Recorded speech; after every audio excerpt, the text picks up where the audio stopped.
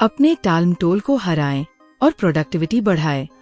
Hello दोस्तों, आज हम बात करेंगे कुछ ऐसे आसान और प्रभावी तरीकों के बारे में जो आपको टालमटोल, प्रोक्रेस्टिनेशन से बचने, प्रोडक्टिव बनने और अपने लक्ष्यों को हासिल करने में मदद करेंगे। ये विचार आपको अपने काम को शुरू करने, प्रेरणा पाने और अपने समय और ऊर्जा का सही इस्तेमाल करने में सहायता देंगे। आइए इन तरीकों को आसान भाषा में समझते हैं। 1. छोटे कदमों से शुरुआत करें, जड़ता को तोड़े।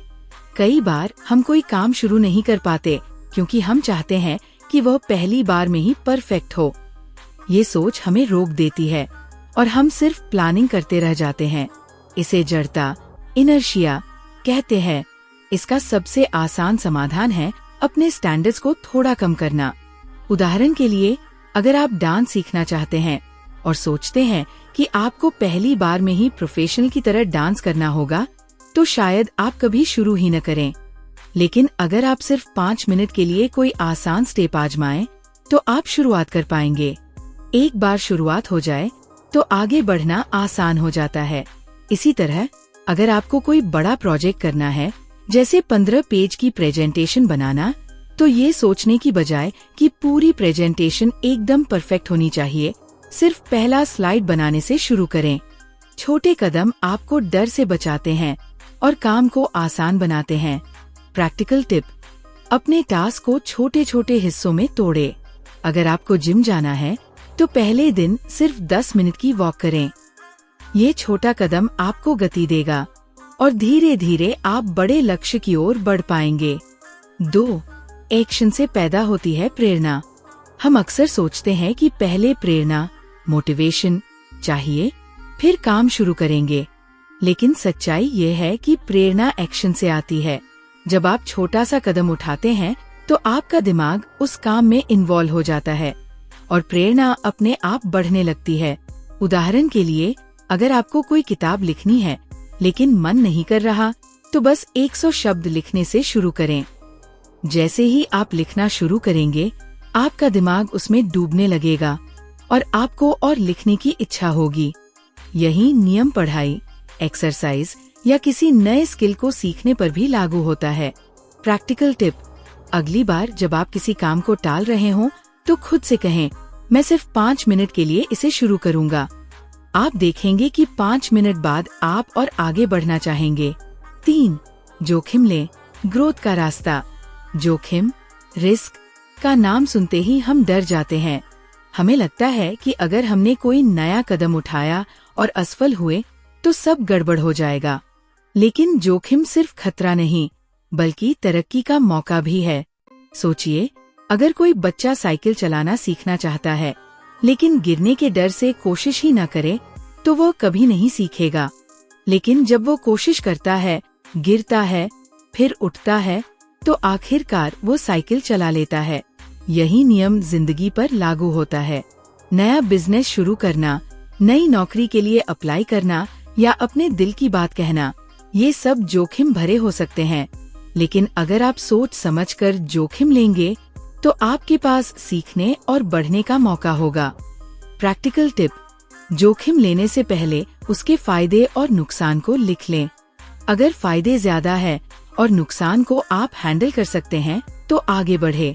छोटे छोटे जोखिम लेने की आदत बनाएं, जैसे नया कोर्स ज्वाइन करना या कोई छोटा प्रोजेक्ट शुरू करना। 4. डोंट डू लिस्ट बनाएं, डिस्ट्रैक्शन से बचें। हम अक्सर टू डू लिस्ट बनाते हैं, लेकिन दिन के अंत में कई टास्क अधूरे रह जाते हैं। इसका कारण है कि हम उन चीजों पर ध्यान नहीं देते जो हमारा समय बर्बाद करती है। इसलिए टू डू लिस्ट के साथ साथ एक डोंट डू लिस्ट बनाएं। इस लिस्ट में उन आदतों को लिखें जो आपकी प्रोडक्टिविटी को कम करती है, जैसे सुबह 10 बजे से पहले सोशल मीडिया न देखना, अनावश्यक मीटिंग्स में समय बर्बाद न करना, बार बार फोन चेक न करना।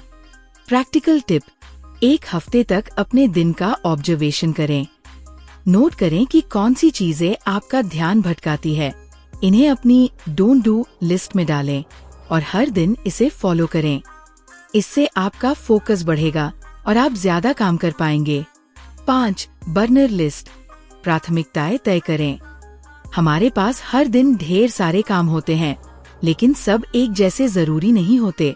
बर्नर लिस्ट एक ऐसा तरीका है जिससे आप अपने टास्क को 2 हिस्सों में बांट सकते हैं। फ्रंट बर्नर, ये आपके सबसे जरूरी टास्क हैं, जैसे कोई बड़ा प्रोजेक्ट पूरा करना या अपनी फिटनेस पर काम करना। इन पर आपका पूरा ध्यान होना चाहिए। बैक बर्नर, ये कम जरूरी टास्क हैं, जैसे ईमेल्स चेक करना या कोई नया शौक शुरू करना, जिन्हें आप बाद में कर सकते हैं। सोचिए, जैसे किचन में आप एक स्टोव पर मुख्य डिश बनाते हैं और दूसरे पर कुछ हल्का फुल्का। उसी तरह अपनी एनर्जी को सही टास्क पर लगाएं। प्रैक्टिकल टिप, हर हफ्ते अपनी बर्नर लिस्ट बनाएं। अपने 2 से 3 सबसे जरूरी टास्क को फ्रंट बर्नर पर रखें और बाकी को बैक बर्नर पर। समय पर इस लिस्ट को अपडेट करें।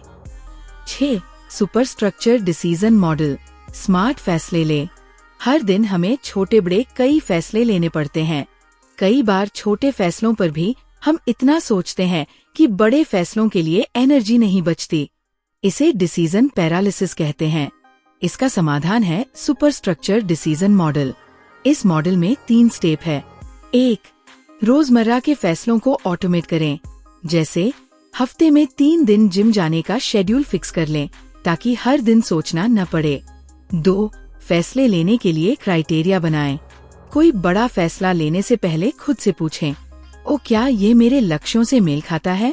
ओ क्या ये मेरे समय और एनर्जी के लायक है? ओ अगर ये गलत हुआ तो सबसे बुरा क्या हो सकता है? 3. पिछले फैसलों से सीखें। अगर आपने कोई गलत फैसला लिया तो उसका विश्लेषण करें और भविष्य में बेहतर करें। प्रैक्टिकल टिप, अपने रोज के छोटे फैसलों जैसे नाश्ते में क्या खाना है को आसान बनाएं। इससे आपका दिमाग बड़े फैसलों के लिए फ्री रहेगा। 7. अल्ट्राडिन रिदम, अपनी एनर्जी को समझें। हमारा शरीर एक नेचुरल साइकिल के हिसाब से काम करता है, जिसे अल्ट्राडिन रिदम कहते हैं। हर 90 से 120 मिनट में हमारी एनर्जी बढ़ती और घटती है। कई बार आप सुबह सुपर एनर्जेटिक महसूस करते हैं, लेकिन दोपहर तक थकान होने लगती है। इस रिदम को समझकर आप अपने काम को शेड्यूल करें।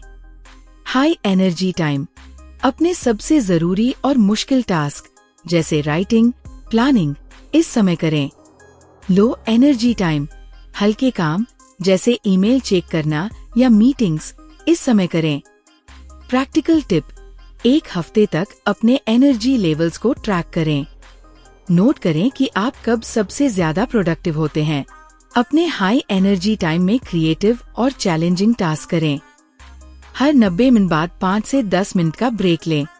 निष्कर्ष, ये सारे तरीके, छोटे कदम, एक्शन से प्रेरणा, जोखिम लेना, don't do list, burner list, super structure decision model और अल्ट्राडिन रिदम आपको अपने टालमटोल को हराने, प्रोडक्टिव बनने और अपने लक्ष्यों को हासिल करने में मदद करेंगे। सबसे जरूरी बात है कि आप शुरुआत करें, चाहे वह कितनी भी छोटी क्यों न हो। हर कदम आपको आपके सपनों के करीब ले जाएगा। तो दोस्तों, आज से ही इनमें से एक तरीका चुनें और अपनी जिंदगी में लागू करें। हमें कमेंट में बताएं कि आपको ये टिप्स कैसे लगे और आप कौन सा तरीका आजमाने वाले हैं।